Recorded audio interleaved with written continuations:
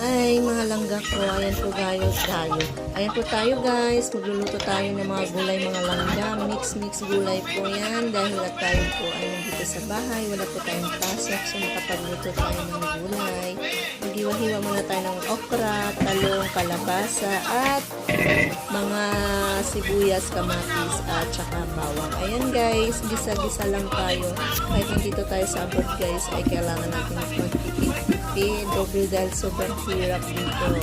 Ang akala ng iba ay masarap ang buhay abroad. Kung alam nyo lang guys kung gaano kahirap, kahit saan naman mahirap, kaya huwag nyo sabihin porket abroad ay masasarap yung buhay namin dito.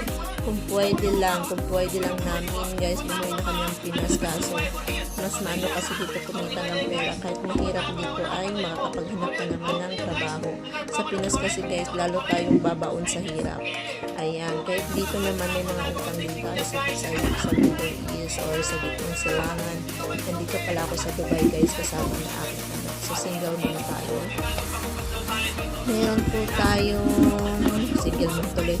Nagsisingle lang po tayo pag ano guys. Okay. Ano ba? Ala guys, ayan, nag-iwain muna tayo mga kamatis. Ayan, sobrang kamatis ba yan? Kalabasa pala. So, inaantok na ako. Dalang oras po dito is 5 p.m. po siya. So, 5 p.m. po yan, nagluluto na ako guys. Dahil katatapos lang natin na mag-live at naglinis. Nag-prepare ng pagkain. Nag-prepare lahat ng mga parcel na ating i-out. So, wala na sa hulog ang inyong tindera na magsabi tayo ngayon. So, super late naman na-upload na to or video. So, ngayon ay kinaisipan ko mag-upload sa ating YouTube channel. Ayan, dito sa YouTube channel natin guys, para naman may laman ang ating wifi. Ayan, papalo na lang po, share na lang po sa ating guys. Nandito po tayo sa Dubai as a working mama. Meron naman po tayo isang anak dito na kasama ko na si Barry Allen. So, ang hirap magiging mama. Ay, nasabi ko kanina yung single dahil ito lahat ng mga anak guys. But may partner ako dito. Siyempre yung partner ko is ibang lahi po, guys, India.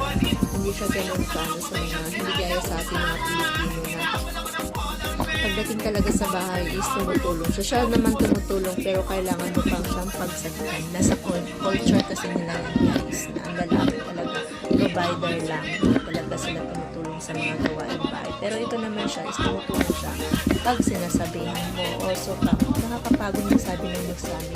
Para siyang batang inuutusan. So, hindi na kayo nakikita. Ang mga lalaki kasi sa India is provider lang talaga sila. Pagkatapos nila noon sa bahay, sila naman yung alagaan at ayun, asikasuhin mo. Pero siya naman hindi naman talaga ganun.